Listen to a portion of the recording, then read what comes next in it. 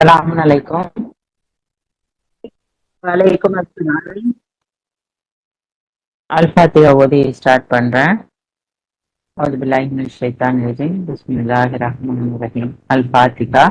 பிஸ்மில்லாஹிர் ரஹ்மானிர் ரஹீம். அல்ஹம்துலில்லாஹி ரப்பில் ஆலமீன். அர்-ரஹ்மானிர் ரஹீம். மாலிகி யௌமித்தீன்.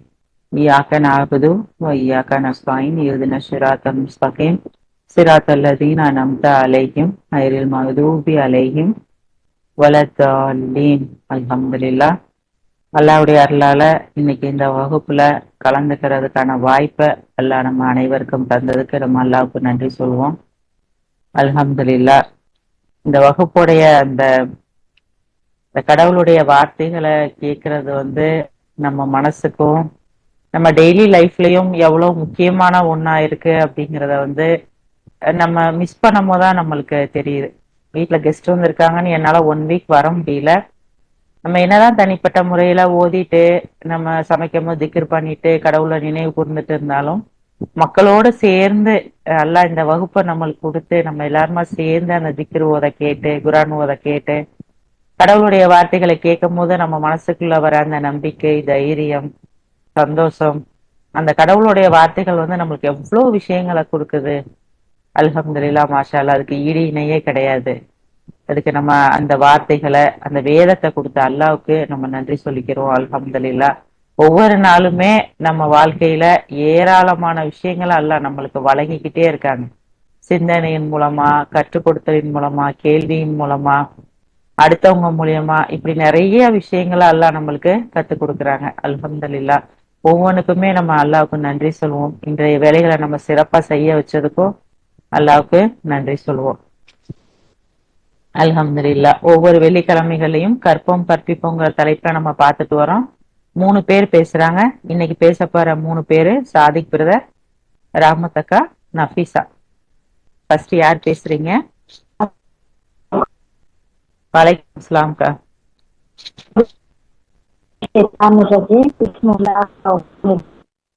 இன்னைக்கு குர்ஆன் பத்தி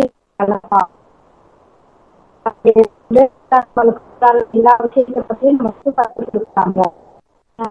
சூரா 2 வசனம் 56 எவ்வித நிர்பந்தமும் இல்லாதிருக்க வேண்டும். தவறான வழியில் இருந்து சரியான வழியானது இப்பொழுது தெளிவாக பிரிந்துள்ளது.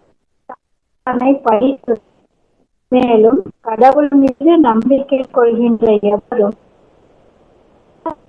உறுதியான தீர்மானத்தை பற்றி கொண்டு விட்டார். போதும் உடனிடாத ஒன்று. கடவுள் தேவி ஏற்பவர் சர்வமும் அறிவு.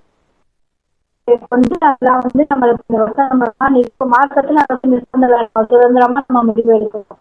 அல்லாஹ் மட்டும் வழிபடணுமா, அல்லாஹோட சேர்க்கணுமா அப்படிங்கிறது நம்ம அல்லாஹ் மட்டும் ஒரு இருக்கோம். நம்ம சாத்தான தொடர்ந்து படித்து வச்சுக்கிட்டே இருக்கணும். அவனை தொடர்ந்து படித்து அவனை எதிர்பார்த்து நம்ம சரியான அந்த வழியில தெளிவா நம்ம இருந்து உறுதிப்பான பிரிமாணத்தை நம்ம அடைஞ்சு அல்லாவோட அதுல நம்ம சூறா 3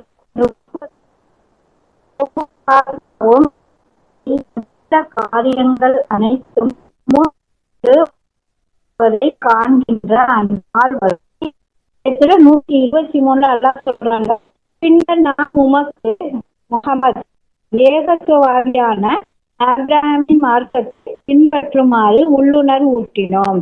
அவர் ஒரு பொதும் போலி தெய்வங்களை வழிபட்டவராக இருந்ததில்லை. இப்ராஹிம் நபியை சொல்றாங்க, அவர் போலி தெய்வங்களை வழிபட்டவர்கள். நீங்க முகமது சொல்றாங்க, அவருடைய மார்க்கத்தை நீங்க பின்பற்றுங்கள். அல்லாஹ்வை கொண்டு நம்மளோட அதை பின்பற்றி அல்லாஹ்வோட பாதையில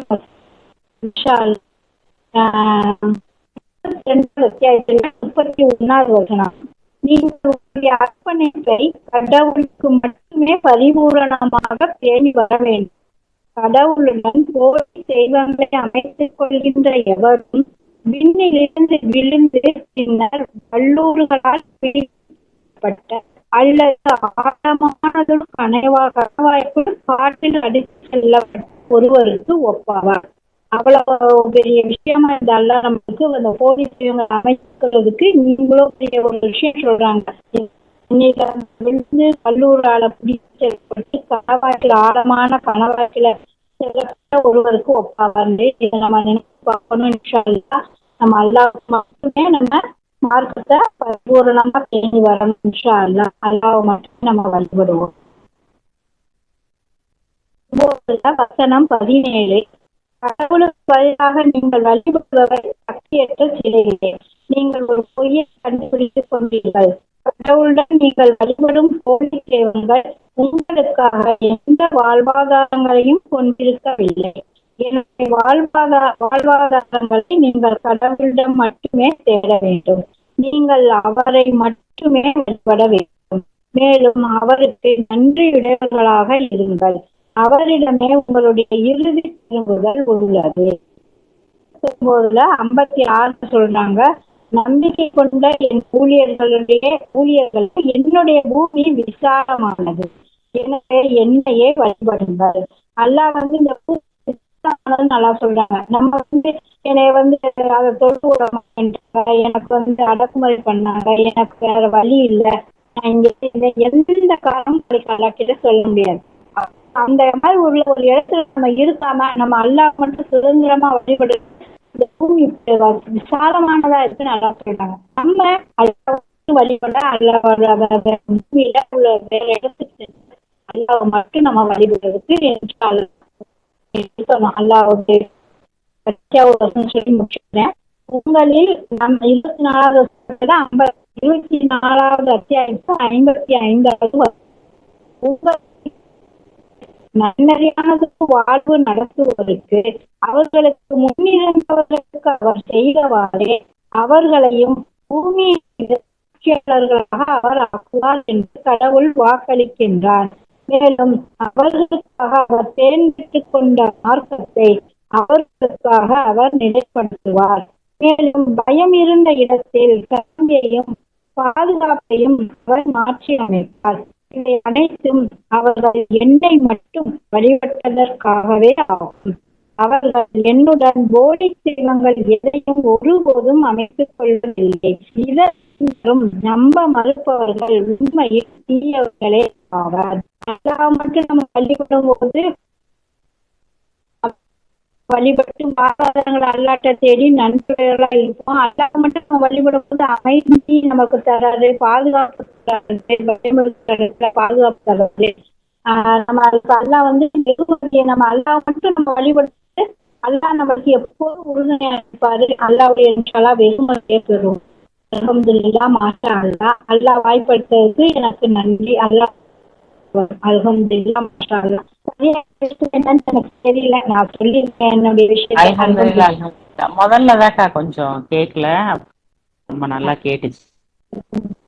கேட்டுச்சு, ஆனா கிளியரா இல்ல வாய்ஸ். தான் நீங்க முதல்ல சொன்னீங்க பாத்தீங்களா, நம்மளுடைய காரியங்கள் நம்ம முன்னாடி கொண்டு வரப்படும், நம்ம என்ன செஞ்சோம் அப்படிங்கிறத நம்ம பார்ப்போம் அப்படிங்கிற அந்த ஒரு கவனமும் விழிப்பும் நம்மளுக்கு எப்பவுமே இருக்கணும். நம்ம செஞ்சுட்டு இருக்கிறத மலக்குகள் நோட் பண்ணிட்டு இருக்காங்க, அல்லாஹ் நாளைக்கு நம்மளுக்கு கணக்கு காமிப்பாங்க அப்படிங்கிற அந்த ஒரு பயம் இருந்தாலே, அந்த ஒரு நம்பிக்கை இருந்தாலே நம்ம அனைத்து செயல்களுமே நம்மளுக்கு ஒழுங்கா இருக்கும்.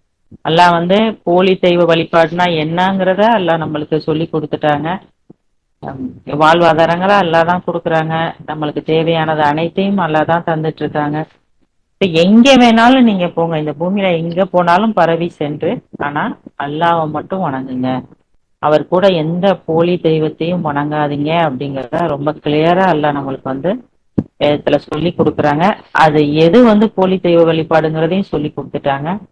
இனிமேல் நம்ம எல்லா விஷயங்களும் அல்லாஹ்வை மட்டும் வணங்கக்கூடியவங்களா, சாத்தான பழித்துரைத்து நீங்க சொன்ன மாதிரி அவனை ஒதுக்கி வச்சுட்டு அல்லாஹ்வை மட்டும் சார்ந்து இருக்கக்கூடிய மக்களா நம்மளை கடைசி வரைக்கும் அல்லாஹ் இருக்க வைக்கணும்க்கா. இன்ஷால்லா அல்லாஹ் கிட்ட நம்ம பிரார்த்தனை பண்ணுவோம்.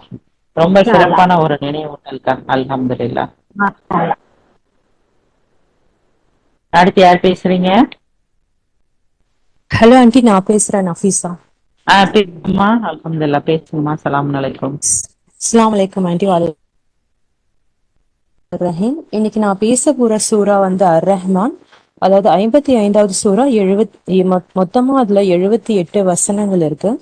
அர் ரஹ்மான் அப்படின்னா மோஸ்ட் கிரேஷியஸ், அதாவது மிக்க அருளர் அப்படின்றதுதான் அர்த்தம். இப்போ நம்ம இந்த குரான்ல இருக்கிற எல்லா வசனங்கள்லயும் மிகவும் அழகான, அதுவும் பலமுள்ள வசனமா சூறாவா இந்த சூறா இருக்கு. இது கடவுளுடைய பெயர்கள்ல ஒன்றா அமைஞ்சிருக்கு. கடவுளுடைய தன்மையை குறிப்பிடுற ஒரு சூறாவா இருக்கு. அது மட்டும் இல்லாம நம்ம நன்றி உணர்வோட இருக்கணும் அப்படின்றத உணர்த்துற சூறாவாகவும் இருக்கு. சூரா தொடக்கத்துல பார்த்தோம் அப்படின்னா மிக்க அருளாளர் அப்படின்னா முதல் வசனம் இருக்கும். கடவுளின் அருள் தான் முதன்மையானது. கடவுள் நம்ம மேல கொண்டிருக்கிற அருளின் காரணமாக தான் கடவுள் கிட்ட நாம செஞ்ச அந்த கலகத்திற்கு பிறகும் கடவுள் நமக்கு ஒரு நல்ல ஒரு வாழ்வாதாரத்தை கொடுத்து ஒரு பூமியை உருவாக்கி அந்த இடத்துல நமக்கு அனுப்பி இங்க நீங்க உங்களுடைய கடவுள் யாருன்னு கண்டுபிடிச்சிட்டு வாங்கன்னு சொல்லிட்டு அமைச்சிருக்காங்க. அதே மாதிரி கடவுள் பரிவும் அதுக்கு பெருந்தன்மையும் வந்து ரொம்ப அபரிவிதமா இருக்கு. அதனாலதான் இந்த மாதிரி ஒரு பிரபஞ்சத்தை உருவாக்கி ஒரு பூமியை உருவாக்கி அதுல நமக்கு தேவையான எல்லாத்தையும் கொடுத்து நமக்கு வந்து பிளஸ் பண்ணி நம்மள எங்கே அமைச்சிருக்காங்க. அது மட்டும் இல்லாம அது 2வது வசனம் பார்த்தோம் அப்படின்னா குரானின் ஆசிரியர் அப்படின்னு கொடுத்திருப்பாங்க. அதாவது கடவுள் ஒரு விஷயத்தை உருவாக்கிட்டாரு, அங்க நாம எப்படி நடந்துக்கணும் அப்படின்ற வழிகாட்டக்கூடிய ஒரு குரானையும் நமக்கு கொடுத்து நமக்கு வழி நடத்துறாரு. அதே மாதிரி 3வதா பார்த்தோம் அப்படின்னா மானிடர்களின் படைப்பாளர். அதாவது இந்த வரிசை கிரகம் ஏன் சொல்றான், ஃபர்ஸ்ட் நம்ம யாருக்கு இம்பார்ட்டன்ட் கொடுக்கணும்னா கடவுள், அப்புறமா வந்து குரான், அதுக்கப்புறமா நமக்கு நாம இம்பார்ட்டன்ஸ் கொடுக்கணும். அதாவது நம்ம வழிகாட்டலுக்கு தேவையான அறிவை கொடுக்கக்கூடிய ஒரு விஷயமா குரான் இருக்கு. அதன்படி நம்ம வழி நடக்கணும் அப்படின்றதுதான் இந்த வரிசை கிரகம் படி சொல்லப்படுது.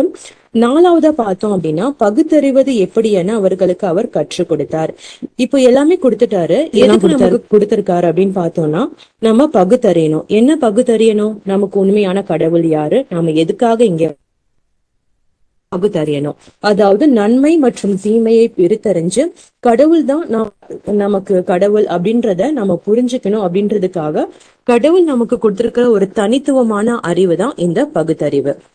இந்த வசனத்துல இந்த சூறால இன்னொரு விஷயம் என்னன்னு பார்த்தோம் அப்படின்னா ஒரு வசனம் திரும்ப திரும்ப வந்திருக்கும். அதாவது உங்களுடைய ரட்சகரின் அற்புதங்களில் எதனை உங்களால் மறுக்க இயலும் அப்படின்றது. இது கிட்டத்தட்ட 31 தடவை ரிப்பீட் ஆகுது.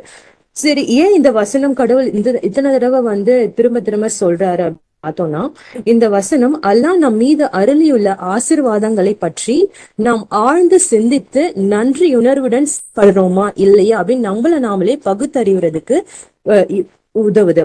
அது மட்டும் இல்லாம இது அது ஒரு உணர்ச்சி பூர்வமான தாக்கத்தையும் ஏற்படுத்துது அப்படின்னு சொல்லிட்டு பார்க்கலாம். அதே மாதிரி இந்த வசனங்களை நாம அது ஒரு கேள்வியாவும் இருக்கு, ஒரு எச்சரிக்கையாவும் இருக்கு, அது மட்டும் இல்லாம ஒரு நினைவூட்டலாவும் இருக்கு கடவுள் சொல்ற விஷயங்களை. இப்போ கடவுள் சொல்ற விஷயங்களை நம்ம அந்த ரிப்பீட்டட் வசனத்தோட நம்ம இணைச்சு பார்க்கும்போது அது ஆழ்ந்து சிந்திச்சு நம்ம நன்றி உணர்வோட நம்ம இந்த நன்றி உணர்வை இன்னும் நல்லா வளர்க்கணும் அப்படின்றத நமக்கு சொல்லி கொடுக்குற மாதிரி இருக்கு. அதாவது உணர்ச்சி பூர்வமான தாக்கம் மற்றும் பொறுப்புடைமையை இந்த வசனம் வந்து நமக்கு கொடுக்குது. அதே மாதிரி சரியான அமைப்பு மற்றும் அதாவது 5வது வசனத்துல இருந்து 10வது வசனம் வரைக்கும் கடவுள் இந்த பூமிய இந்த அண்ட சராசரத்தை ஒரு அளவீடோட தான் படைச்சிருக்கேன் அப்படின்றாரு. சூரியனும் சந்திரனும் கணக்கீட்டின்படி இயங்குது. நட்சத்திரங்களும் மரங்களும் அல்லாவிற்கே அடிபணிக்கின்றன. முழு படைப்பாளரின் சட்ட திட்டங்களுக்கு பரிபூரணமாக கீழ்ப்படிஞ்சு இயங்குது. அதே மாதிரி வானத்தை கடவுள் நிர்ணயிச்சிருக்காரு. மேலும் அதற்கான விதிமுறைகளையும் வந்து நாட்டிருக்காரு. இந்த பிரம்மான அண்டம் தற்செயலாக உருவாக்கப்படல. அது ஒரு ஒழுங்குமுறையில ஒரு அதனுடைய காரண காரியத்தை விதிச்சிருக்கிறபடி அது கட்டுப்பட்டு நடத்துக்கிறதுக்காக கடவுள் உருவாக்கி இருக்காரு. அதனால நாம என்ன பண்ணணும் அப்படின்னா இந்த சமநிலையை நம்ம வந்து மீறக்கூடாது, அந்த சமநிலையை நம்ம உடைக்க கூடாது, அந்த விதிமுறைகளை மீறக்கூடாது, நீதியை நிலைநாட்டணும் அப்படின்றது இந்த வசனங்கள் மூலமா சொல்றாரு. அது மட்டும் இல்லாம இந்த உலகமானது எல்லாருக்காகவும் எல்லா உயிர்களுக்காகவும் தான் படைக்கப்பட்டது. அனைத்து படைப்புகளுக்காகவும் இப்பூமி படைக்கப்பட்டு 55 10வது வசனம். அதாவது இந்த கடவுள் இந்த படைச்ச இந்த பூமி நமக்கு மட்டும் இல்ல, நம்ம கூட இந்த உலகத்துல படைக்கப்பட்ட எல்லா உயிர்களுக்கும் சமமானது. அதனால நம்ம இந்த இயற்கையை அழிக்காம பாதுகாக்கணும். கடவுள் நமக்கு கொடுத்திருக்கிற இந்த பூமி அப்படின்ற ஒரு அருட்கொடைய பொறுப்போட நாம யூஸ் பண்ணணும் அப்படின்னு சொல்றது நமக்கு இந்த வசனத்துல இருந்து தெரியுது. மாதிரி இந்த பூமியில இருக்கிற அனைத்து உயிர்களுக்காகவும் படைக்கப்பட்டிருக்கிற போது மனிதன் சுயநலவாதியாக மற்ற உயிர்களின் வாழ்வை அழிப்பது சமநிலையை சீர்கெடுக்கும் அப்படின்றதையும் நம்ம புரிஞ்சுக்கணும். அதே மாதிரி ஜின் மற்றும் மனிதன் முற்றிய களிமண்ணிலிருந்து படைத்தார். அதே மாதிரி ஜின்களை கொழுந்து விட்டெறியும் நெருப்பிலிருந்து படைத்தார் அப்படின்றது கொடுக்கப்பட்டிருக்கு. அதாவது நம்ம 2 பேருமே படைக்கப்பட்ட விதம் வேறு வேறா இருந்தாலும் படைக்கப்பட்டதன் ஒரே நோக்கம் கடவுளுக்கு மட்டும்தான் அணியணும். அதாவது ஜின்களுக்கும் மனுஷங்க 2 பின்னர்களுக்கும் சோதனைகள் உண்டு, கேள்விகளும் உண்டு, தீர்ப்பும் உண்டு. இந்த ஒரு சூறால மட்டும்தான் ஜின் மற்றும் மனிதனின் படைப்புக்கான நோக்கம் அப்படின்றது என்ன, அதாவது நம்ம இருக்கணும், செயல்படணும் அப்படின்றத இந்த சூறா உணர்த்துது. அதே மாதிரி இயற்கையில் அல்லாவின் அத்தாட்சிகள் 11வது வசனத்துல இருந்து 24வது வசனம் வரைக்கும் பார்த்தோம்னா இதெல்லாம் இருக்கும். அதாவது ஆசீர்வாதங்களுடன் பூமி. கடவுள் இந்த பூமியை படைக்கும் பொழுது பல ஆசீர்வாதங்களோட வச்சிருக்காரு. எக்ஸாம்பிளுக்கு பழங்கள், பேரிச்சை, தானியங்கள் மற்றும் வாசனை பொருட்கள் இது வசனங்கள்ல வரும். அதாவது இதெல்லாம் எதுக்கு படைச்சிருக்காரு? நம்ம உயிர் வாழ்றதுக்காகவும் வசதிக்காகவும் படைச்சிருக்காரு. இது ஒரு தற்செயலா ஏதோ ஒரு விஷயத்துக்காக படைக்கப்பட்டதில்லை, ஏதோ ஒரு குறிப்பிட்ட நோக்கத்துக்காக கடவுள் படைச்சிருக்காரு. இதெல்லாம் நமக்கு கிடைச்சதுக்காக நம்ம நன்றி உணர்வோட தான். கர்வம், அதுக்கப்புறமா ஆணவம், அகங்காரம், பேராசை இதெல்லாம் கொல்லக்கூடாது.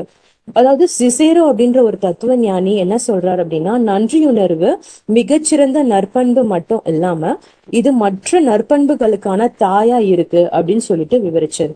அதே மாதிரி 55வது சூரா 19வது வசனத்துல இரு கடல்கள் சந்திக்கும், ஆனால் ஒன்றுடன் மற்றொன்று கலக்காது அப்படின்னு சொல்லியிருப்பாங்க. அதாவது இது நம்ம உலகத்துல நம்ம கண்கூடா பாக்குறோம். அதாவது அலாஸ்கா வளைகுடால பசிபிக் மற்றும் அட்லாண்டிக் பெருங்கடல் ஒன்னோடு ஒண்ணு இணையும் போது அது 2 தெரியுறது நமக்கு. அதாவது ஒண்ணு கிரே கலர்ல தெரியும், இன்னொரு கடல் ப்ளூவிஷ் கலர்ல தெரியும்.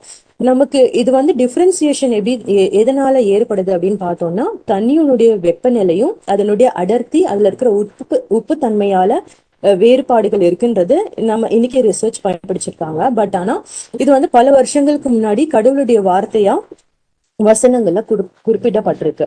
அதே மாதிரி டென்மார்க்ல பார்த்தோம்னா பால்டிக் சீயும் நார்த் சீயும் சந்திக்கிற இடத்துலயும் அதே மாதிரி ஒரு டிஃபரன்சியேஷன். அது மட்டும் இல்ல, அடுத்த வசனத்துல பார்த்தோம்னா முத்துக்களும் பவளங்களும் கிடைக்கின்றன. அதாவது நமக்கு முத்துக்களும் பவளங்களும் நம்ம ஆர்னமெண்ட்ஸா யூஸ் பண்ணிக்கிறோம், அதாவது அலங்கார பொருட்களை யூஸ் பண்ணிக்கிறோம், அதுல யூஸ் பண்றோம். அதே மாதிரி கொடிகளை போல கப்பல் கடலில் சுற்றி வரும். இப்போ இந்த கப்பல் உருவாக்குற அறிவு மனுஷனுக்கு இருக்கிறதுனால மனுஷன் உயர்ந்தவன் ஆயிட மாட்டான். ஆனா அந்த கப்பலை உருவாக்கக்கூடிய அறிவை கொடுத்தது யாருன்னா அதே மாதிரி கடலையும் காற்றையும் இயற்கையின் சட்டத்திட்டங்களையும் கட்டுப்படுத்துறது யாருன்னா கடவுள் தான். சோ இதெல்லாமே நமக்கு கடவுளுடைய ஆசீர்வாதங்கள் அப்படின்றத நமக்கு புரிஞ்சுக்கணும். கடல் வெறும் தண்ணி கிடையாது, அது மனுஷங்களுக்கு செல்வத்தையும் நன்மையும் கொடுக்குது. அதே மாதிரி அல்லாஹ்வுடைய கொடைகளை நம்ம உணர்ந்து சிந்திச்சு ஒவ்வொரு அருளுக்கும் நம்ம நன்றி செலுத்தக்கூடியவங்களா. அதே மாதிரி இந்த உலகத்தின் உண்மை நிலை 26வது வசனத்துல இருந்து 30வது வசனம் வரைக்கும் இது சொல்லப்படுது. அதாவது பூமியில எதுவுமே நிலைச்சு நிற்கக்கூடியதில்லை, எல்லாமே அழிஞ்சுதான் போகும். எப்பவுமே நிலைச்சிருக்கக்கூடியவர் அல்லாஹ் மட்டும்தான். இந்த உலகமானது ஒரு தற்காலிகமான வாழ்க்கை மட்டும்தான். இது மேல நம்ம ரொம்ப பற்று வைக்க கூடாது அப்படின்றதையும் இந்த சூறா மூலமா நம்ம தெரிஞ்சுக்கலாம். அதே மாதிரி தீர்ப்பு நாள் மனிதர்களுக்காகவும் ஜின்களுக்காகவும் அந்த தீர்ப்பு நாள் இருக்கு. அன்னைக்கு 2 பேரும் கேள்வி கேட்கப்படும் அப்படின்னு சொல்றாங்க. தவறுக்கு கண்டிப்பா தண்டனை இருக்கு. அதனால நம்ம எந்த ஒரு விஷயம் செய்யும் போதும் பொறுப்புணர்வோட செய்யும் அப்படின்றத நம்ம கண்டிப்பா தெரிஞ்சுக்கணும். அந்தஸ்தோ அதிகாரமோ செல்வமோ நம்மள அந்த நாளைக்கு கடவுள்கிட்ட இருந்து காப்பாத்தாது. நாம செய்யக்கூடிய நன்மைகள் மட்டும்தான் நம்மளை காப்பாத்தும் அப்படின்றத நம்ம புரிஞ்சுக்கணும். அதே மாதிரி சொர்க்கத்தை பத்தியும் இந்த சூறால ரொம்ப அழகா வர்ணிக்கப்பட்டிருக்கும். அதாவது மனுஷங்களுக்காகவும் ஜின்களுக்காகவும் சொர்க்கம் உருவாக்கப்பட்டிருக்கும் அப்படின்னு சொல்லிட்டு சொல்லுது. அதே மாதிரி கடைசி பகுதியில பார்த்தோம்னா சொர்க்கத்தை ரொம்ப அழகா விவரிச்சிருக்காங்க. அதாவது நதிகளுடனான தோட்டம் இருக்கும், அங்க பழங்கள் இருக்கும், நிழல் இருக்கும், அமைதி இருக்கும், சுகம் இருக்கும், நல்ல துணை இருப்பாங்க, சந்தோஷம் எப்பவுமே நமக்கு இருக்கும் அப்படின்ற விஷயங்கள்லாம் சொல்லப்பட்டிருக்கும். அதாவது இரையச்சம் உடையவர்களுக்கு, நன்மைகள் செய்பவர்களுக்கு மட்டும்தான் இந்த இடத்துல அனுமதி இருக்கும். அதாவது தூய எண்ணத்தோட உண்மையான மனசோட நாம நல்லது செஞ்சோம்னா சொர்க்கம் கண்டிப்பா கடவுள் நமக்கு கொடுப்பாருன்றத நம்ம நம்பலாம். அதே மாதிரி இறுதி செய்தியா என்ன இருக்கு அப்படின்னு பார்த்தோம்னா, இறுதியாக அல்லாவின் மகத்துவம் மற்றும் கருணையுடன் இந்த சூறா முடிவடையுது. இந்த சூறா கடவுளின் அருளிலிருந்து தொடங்கி தீர்ப்பை உள்ளடக்கி சொர்க்கத்துல போய் முடிவடையுது. மனுஷங்க தங்களுக்கு கிடைச்ச ஆசீர்வாதத்தை நம்ம எடுத்துக்க கூடாது. இது ரொம்ப சாதாரணமான விஷயம் அப்படின்ற மாதிரி எடுத்துக்காம, அந்த ஆசீர்வாதம் நம்ம கிட்ட இருந்து போகிறதுக்கு முன்னாடி அதுக்கு உண்மையான மனசோட நன்றி உணர்வு செலுத்தக்கூடியவங்களா நாம இருக்கணும். அது மட்டும் இல்லாம இந்த சூறா ஒரு கண்ணாடி போல நமக்கு இருக்கு. நமக்கு பட்டிருக்கிற பொருளோட நாம எப்படி கடவுளோட கனெக்ட் பண்ணியிருக்கோம், அதுக்கு நன்றி உணர்வு இருக்கணுமா, இல்ல அதை நம்ம இகழ்ந்துட்டு இருக்கோமா, இல்ல அதை வச்சு நம்ம பேராசை இல்லைன்னா பெருமை அடிச்சுட்டு இருக்கோமா அப்படின்றத நம்ம ரிஃப்ளெக்ட் பண்ணி காமிக்கிற மாதிரி இந்த சூறா இருக்கு. இப்ப முடிவா என்ன பார்க்க போறோம் அப்படின்னா, இந்த வாழ்க்கை ஒரு இறுதி அவகாசம், இது ஒரு ஆசீர்வாதமா கூட இருக்கு. அதுல நம்ம சமநிலையினோட வாழணும், குரானுடைய வழிகாட்டுதலின் படி நடந்து மறுமைக்காக நம்ம தயாராகணும். அல்லாவின் அருளை உணருங்கள், சமநிலையை மதியுங்கள், அவருடைய அத்தாட்சியை சிந்தியுங்கள் மற்றும் அவரிடம் நாம் திரும்பும் நாளுக்காக தயாராகுங்கள். அல்ஹம்துலில்லாஹ். அல்ஹம்துலில்லாஹ், மாஷா அல்லாஹ். ஒரு அத்தியாயத்தையே எடுத்துட்டு ரொம்ப சிறப்பா அதுல எப்படி எப்படிலாம் எல்லாம் சொல்லியிருக்காங்க அப்படிங்கிறத சிந்திச்சு பாக்குற விதத்துல ரொம்ப சிறப்பா சொன்னீங்கம்மா. நன்றி உணர்வுல ஆரம்பிச்சு இது ஒரு இறுதி அவகாசமா எல்லாம் நம்மளுக்கு கொடுத்துருக்காருங்கிற வரைக்கும் ரொம்ப சிறப்பா சொன்னீங்க. குரான் படிக்கும் போது நம்ம மாதிரி உணர்வுகள்லாம் நம்ம அடிக்கடி அதை நம்ம ஃபீல் பண்றோம். நம்மளுக்கு குற்ற உணர்வு வருது, கேள்வி பயந்துரும், எச்சரிக்கையா இருக்கு, நம்மளுக்கு பொறுப்புணர்வா இருக்கு. சம்டைம்ஸ் நம்மளுக்கு அழுவும் வருது, நம்ம ஏன் இந்த மாதிரி ஒரு தப்பை பண்ணிட்டு நீ உட்காந்துருக்கோம் அப்படின்னு நம்ம மேலேயே கோவம் வருது. இந்த மாதிரி பலவிதமான உணர்ச்சிகளை உள்ளடக்கியதா இந்த குரான் இருக்கு. இன்னும் நிறைய விஷயங்கள் சொன்னீங்க. அல்ஹம்துலில்லாஹ், டைம் இல்ல. மாஷா அல்லாஹ், அல்ஹம்துலில்லாஹ். ரொம்ப சிறந்த நினைவூட்டல்மா, சிறப்பு. அல்ஹம்துலில்லாஹ், அல்ஹம்துலில்லாஹ். சாதிக் பிரதர் இல்ல. அஸ்ஸலாமு அலைக்கும். இன்னைக்கு நம்ம பார்க்க போறது கடவுளோட பாதுகாப்பை பத்தி. இது எதுக்கு நான் இன்னைக்கு இந்த சப்ஜெக்ட் நான் இப்ப சூஸ் பண்ணேன்னா, இப்போ நடக்கிற இப்போ தமிழ்நாடுல பாலிடிக்ஸ்ல இப்படி நிறைய விஷயங்கள் நடக்குது. இதெல்லாம் பார்க்கும்போது நம்மளுக்குள்ளேயே ஒரு ஃபியர் வரும். இது நான் அரசியல் பேசணுங்கிற டாபிக் கிடையாது இது. ஆனா இப்ப ஜென்ரலா நம்ம பார்க்கும்போது நம்மளுக்குள்ளேயே ஒரு ஃபியர் வரும். இப்ப வரப்போற கவர்மெண்ட் எக்ஸ்பீரியன்ஸ் இல்ல, புதுசா இருக்காங்க, என்ன ஐடியாலஜில இருக்காங்க, எப்படி நம்மளுக்கெல்லாம் பாதுகாப்பு இருக்குமா அப்படிங்கிற மாதிரி பல கொஸ்டின்ஸ் நம்ம மனசுக்குள்ள எழுது. ஆனா அல்லாஹ் நம்மளுக்கு குரான்ல நம்ம பார்க்கும்போது நம்மள்ட்ட டைரக்டா கேள்வி கேட்கிற மாதிரி இருக்கு. நம்ம என்ன மனிதர்களை நம்புறோமா இல்ல கடவுளை நம்புறோமா? நம்ம உண்மையான நம்பிக்கையாளராக இருந்தா கடவுள் மேலதான் முழுசா நம்ம பொறுப்பு ஏற்படுத்தணும். அதே நேரத்துல பல வசனங்கள் அல்லாஹ் சொல்றாங்க, நம்பிக்கையாளர்கள் எந்த துக்கப்படவமோ இல்ல பயமோ கொள்ள தேவையில்லை. அல்லாஹ் நம்பிக்கையாளர்களை காப்பாத்துக்கிறதுக்கு அல்லாஹ் போதுமானவர் அப்படிங்கிறத நிறைய வசனங்கள்ல அல்லாஹ் நம்மளுக்கு சொல்றாங்க. ஸோ நம்ம இந்த நம்ம தமிழ்நாட்டோட எதிர்காலம் என்ன, இல்ல இப்ப வர மாற்றங்கள் இதெல்லாம் நம்மளுக்கு என்னவா வரப்போகுதுங்கிற கவலை நம்ம யாருக்கும் தேவையில்லை. சூரா 3 வசனம் 160 அல்லாஹ் சொல்றாங்க, if God supports you none can defeat you and if he abandons you who else can support you. in god the believers shall trust. அதாவது கடவுள் நம்மளை சப்போர்ட் பண்ணுன்னு நினைச்சிட்டாக்கா நம்மளை யாராலையும் தோக்கடிக்க முடியாது. அதே நேரத்துல கடவுளோட ஆப்போசிட் சைடு நம்ம போயிட்டோம், கடவுள் நம்மளை அபேண்டன் பண்ணிட்டாங்க, கை விட்டுட்டாங்கன்னா யாராலையும் நம்மளை காப்பாற்ற முடியாது. ஸோ கடைசியில இந்த வசனம் முடிகிறது வந்து in God the believer shall trust. நம்பிக்கையாளர்கள் கடவுள் மீதே பொறுப்பேற்படுத்துவதுன்னு வைக்கலாம், இல்ல ட்ரஸ்ட்ங்கிறதுக்கு வந்து கடவுள் மீது மட்டுமே நம்பிக்கை வைக்கணும் அப்படிங்கறத அல்லாஹ் சொல்றாங்க. சோ கடவுள் நம்மளை ஆதரித்தால் யாராலும் நம்மளை தோற்கடிக்க முடியாது. கடவுளோட பாதுகாப்புல இருந்தா எந்த அரசியல் அமைப்போ இல்ல நம்ம எந்த ஒரு எதிரியோ நம்மளை அழிக்க முடியாது. நம்பிக்கையாளர்களோட பலம் வந்து தலைவர்களிடமிருந்து கிடையாது, கடவுள்கிட்ட இருந்தே மட்டும்தான் வருது அப்படிங்கிறத நம்ம இந்த வசனத்துல இருந்து புரிஞ்சுக்கலாம். அடுத்தது சூரா 65 வசனம் 2-3ல anyone who reverences God, he creates a way out for him and he provides for him from whence he never expected. Anyone who trusts in God, he suffices him.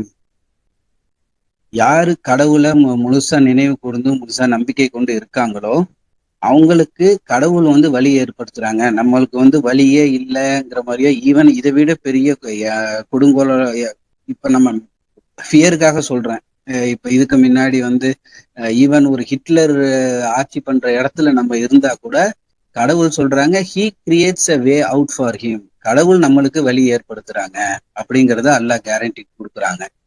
அதுக்கப்புறம் he provide for him Vance he never expected, நம்மளுக்கு எதிர்பாராத புறத்திலிருந்து அல்லாஹ்வோட உதவி வந்து நம்மளை வந்து சேரும். நம்மளுக்கு வந்து வழியே இல்லைங்கிற மாதிரி ஒரு பயத்தை நம்ம மனசுல வச்சுக்க தேவையில்லை அப்படிங்கிறதுக்காக தான் இதை சொல்றேன். Anyone who trust in God he suffices him, கடவுள் வந்து கடவுள் மேல நம்பிக்கை வைக்கிறவங்களுக்கு கடவுள் போதுமானவரா இருக்காங்க அப்படிங்கிறத சொல்றாங்க. ஸோ இன்னைக்கு உள்ள நியூஸ் சேனல்ல பார்த்தாலோ இல்ல சோசியல் மீடியால இல்ல நம்ம ஃப்ரெண்ட்ஸ் போஸ்ட் பண்றது இல்ல ஃபார்வர்ட் மெசேஜ் வர்றது அதெல்லாம் பார்க்கும்போது ஒரு சைடு வந்து சப்போர்ட்டர்ஸ் இருந்தாலும் இன்னொரு சைடு வந்து இவங்க இந்த ஐடியாலஜில இருக்கிறவங்க, இவங்க வந்து வேற ஒரு கட்சிக்கு வந்து மறைமுகமா சப்போர்ட் பண்றவங்க, இப்ப நம்மளுக்கெல்லாம் இதுல வந்து பாதுகாப்பு இல்லை அது இதுன்னு சொல்லிட்டு ஏகப்பட்ட ஒரு ஃபியரையும் ஒரு குழப்பத்தையும் தான் மக்கள் மனசுல பூத்தக்கூடிய விஷயங்கள் தான் நம்மளுக்கு சோசியல் மீடியால நியூஸ்ல எல்லாம் வருது. ஆனா இதெல்லாம் வந்து நம்ம கண்டுக்க, அதுக்காக வந்து நியூஸே பார்க்க வேணாம் அப்படிங்கிறது, நம்ம உலக விஷயத்த அறிஞ்சிக்கணும். அதுக்காக இதை வந்து ஒரு பெரிய ஹெட்டேக்கா நம்ம எடுத்துக்க கூடாது. நம்ம தலையில ஏத்திக்கிட்டு இதை பத்தினே சிந்தனை பண்ணிக்கிட்டு இதை பத்தின போஸ்டையே நம்ம தேடி தேடி படிச்சுக்கிட்டு இல்ல வந்து கமெண்ட்ஸ்க்கு ரிப்ளை பண்ணிக்கிட்டு இல்லாம கடவுள் ஒரு விஷயத்த நடத்துறாங்க, ஏன்னா கடவுள் தான் எல்லாத்தையுமே ரன் பண்றாங்க. ஸோ கடவுளோட திட்டத்துக்கு நம்ம முழுசா அடிப்பணிந்தவர்களா சப்மிட்டர்ஸா நம்ம இதை கடந்து போயிடணும் அப்படிங்கிறது தான் இந்த இதுல இருந்து நம்மளுக்கு தெரியுது. அடுத்தது சூரா 9 வசனம் 51ல nothing happens to us except what God has decreed for us. He is our Lord and Master. In God the believer shall trust. Again அந்த கடவுள் மேல நம்பிக்கை வைங்க அப்படிங்கிறத என்கரேஜ் பண்ற மாதிரி தான் இந்த வசனமும் இருக்கு. இந்த இடத்துல வந்து இது வந்து மூசா நபி சொன்னதுன்னு நினைக்கிறேன். ஏன்னா நம்மளுக்கு எதுவுமே நடக்காது, கடவுள் நானது மட்டும்தான் நம்மளுக்கு நடக்கும், கடவுள் என்னத்தை நம்மளுக்கு நடக்கணும்னு எழுதியிருக்காங்களோ அதுதான் நடக்கும், அதை தவிர வேற எதுவும் நடக்காது. ஸோ கடவுள் மேல நம்பிக்கையோட இருக்கலாம் அப்படிங்கிறத சொல்லக்கூடிய வசனமா இருக்கு சூரா 9 வசனம் 51. அடுத்தது சூரா 8 வசனம் 2ல the true believers are those whose hearts tremble when God is mentioned and when his revelations are recited to them, their faith is strengthened and they trust in their Lord. So உண்மையான நம்பிக்கையாளர்கள் எந்த நிலையில இருப்பாங்கன்னா கடவுளை பத்தின mention, கடவுளோட பேரு கூறப்படும் போது இல்ல கடவுளோட விஷயங்களை சொல்லப்படும் போது அவங்க மனசு வந்து நடுங்கக்கூடியதா இருக்கு, ஹார்ட் ட்ரெம்பிள் அப்படின்னு இந்த வசனத்துல வருது. அதே நேரத்துல கடவுளோட வசனங்கள் அவங்கள்ட்ட ஓதி காட்டப்படும் போது அவங்களோட நம்பிக்கை அதிகரிக்குது, அவங்களோட ஃபெய்த் வந்து ஸ்ட்ரென்தன் ஆகுது. அது அப்புறம் and they trust in their Lord, கடவுள்ல அவங்க கடவுள் மேல அவங்கெல்லாம் நம்பிக்கை வைக்கிறாங்க அப்படிங்கிறத சூரா 8 வசனம் 2ல அல்லாஹ் சொல்றாங்க. ஸோ நம்ம உண்மையான நம்பிக்கையாளராக இருந்தா மற்ற விஷயத்தை பார்த்து நம்ம ஹார்ட்ஸ் வந்து ட்ரெம்பிள் ஆகக்கூடாது, பதறக்கூடாது, பயப்படக்கூடாது. அது கடவுளோ அந்த கடவுளோட வசனங்கள், கடவுளை நினைவு கூற விஷயங்கள்ல மட்டும்தான் நம்ம முழுசா கடவுளுக்கு பயந்தவங்களா மட்டும்தான் நம்ம இருக்கணும். அதே மாதிரி இப்ப ஜென்ரலா நம்ம பார்க்கும்போது எவ்வளவு பெரிய மிஸ்டேக், நம்ம பொறுப்பில்லாத ஒரு ஆளை சப்போர்ட் பண்ணதுனாலதான் நம்ம இந்த பூமிக்கு வந்ததே. எப்ப சைத்தான் தனக்கும் கடவுள் மாதிரி ஆட்சி புரிய முடியுங்கிற லாஜிக்கு கொண்டு வரும்போது நம்ம எவ்வளவு பெரிய ஒரு பேட் டிசிஷன்ஸ் மேக்கரா இருந்திருக்கோம். நம்மலாம் மலக்குகள்லாம் அதுல இருந்து தப்பிச்சிட்டாங்க. நம்ம எவ்வளவு பேட் டிசிஷன் மேக்கரா இருந்து நம்ம சைத்தானுக்கு சப்போர்ட் பண்ணி இந்த பூமிக்கு வந்திருக்கோம். இப்ப நம்ம பார்க்கும்போது இந்த ஆளுக்கெல்லாம் எக்ஸ்பீரியன்ஸ் இல்லையே, இவங்களால பண்ண முடியுமாங்கிற மாதிரிலாம் கொஸ்டின்ஸ் எழுப்புறோம். இந்த கொஸ்டின்ஸை நம்ம அப்ப எழுப்பல. முழுசா நம்ம சைத்தானை நம்பி இந்த பூமிக்கு வந்துட்டோம். பட் ஸ்டில் அல்லாவோட கருணை மிக பெரியது. கடவுள் நம்மளுக்கு இந்த குரான் வழிகாட்டுதல், தூதர்களை அனுப்பிச்சு நிறைய விஷயங்களை நம்மளுக்கு கற்றுக் கொடுக்குறாங்க. நல்ல விஷயங்களை நம்மளை சேர்க்கறதுக்கு இந்த மாதிரி குரான் கிளாஸ் அந்த மாதிரியான விஷயங்கள் நிறைய நம்மளுக்கு நம்மளை சேர்ந்திருக்கு அல்லாவோட நாட்டுப்படி. ஸோ இதை எல்லாத்தையும் நல்லபடியா யூஸ் பண்ணி இந்த பொலிட்டிக்கல் ஃபியரு, இந்த இப்ப வர சோசியல் மீடியா நியூஸ், மற்ற பயம், இது எதையுமே நம்ம மண்டையில ஏத்திக்க வேணாம். எல்லாத்துக்கும் மேல நம்ம எதுல பார்த்து நம்ம பயப்படுறோமோ அதே தான் நம்மளோட பிள்ளைகளுக்கும் அது பாஸ் ஆகும். இந்த மாதிரி விஷயங்கள்லாம் நம்மளுக்கு பாதிப்பு பயங்கிறத நம்ம அவங்களுக்கு காட்டிட்டாக்க அவங்க அல்லாஹ்க்கு பயப்படாம மற்ற பர்சன்ஸுக்கு பயப்படக்கூடியவங்களா அவங்க வளருவாங்க. ஸோ எதிர்கால நம்ம சுத்தி இருக்கிறவங்களுக்கும் கடவுளுக்கு மட்டுமே பயப்படக்கூடியங்களா நம்ம முன்னுதாரணமா இருப்போம். சரி, இதோட முடிச்சுக்கலாம், டைம் ஆயிடுச்சுன்னு நினைக்கிறேன். இன்ஷா அல்லாஹ். ஆமா பிரதர், அல்ஹம்துலில்லாஹ் அல்ஹம்துலில்லாஹ். நீங்க சொன்னதுல 2 விஷயம் நான் புரிஞ்சுக்கிட்டேன். ஒண்ணு, அவங்களையே அந்த தலைவர்களையே பாதுகாக்கக்கூடியவரா அல்லாஹ் தான் இருக்காரு. ஸோ நம்மளை யாரும் பாதுகாக்க முடியாது அல்லாவை தவிர. 2வது, நம்மளுக்கு என்ன விதிக்கப்பட்டிருக்கோ அது நடந்தே தீரும், அதை யாராலையும் மாற்ற முடியாது. ஸோ இந்த 2 விஷயமே அல்லாவால் தான் நம்மளுக்கு நிகழ்த்தப்படுதுங்கிறத மட்டும் நம்ம ட்ரஸ்ட் பண்ணோம் அப்படிங்கிறத உங்களுடைய இந்த பயான்ல தான் நான் நினைவூட்டலா எடுத்துக்கிட்டேன். அல்ஹம்துலில்லாஹ், ரொம்ப சிறப்பா இருந்தது பிரதர். இந்த நினைவூட்டல்கள் எல்லாம் எடுத்துக்கிட்டு நம்ம லைஃப்ல சரியா பயன்படுத்தக்கூடிய மக்களா அல்லாஹ் நம்மளை ஆக்கி அருள் பாலிக்கட்டும் இன்ஷா அல்லாஹ். அல்ஹம்துலில்லாஹ். அல் ஃபாத்திஹா. பிஸ்மில்லாஹிர் ரஹ்மானிர் ரஹீம். அல்ஹம்துலில்லாஹி ரப்பில் ஆலமீன் அர் ரஹ்மானிர் ரஹீம் மாலிகி யௌமித்தீன் இய்யாக நஅபுது வ இய்யாக நஸ்தஈன் இஹ்தினஸ் ஸிராத்தல் ஸிராத்தல் லதீன அன்அம்த அலைஹிம் غير المغضوب عليهم ولا الضالين. மாஷா அல்லாஹ், லா குவத்த இல்லா பில்லா. அல்ஹம்துலில்லாஹ். அஸ்ஸலாமு அலைக்கும்.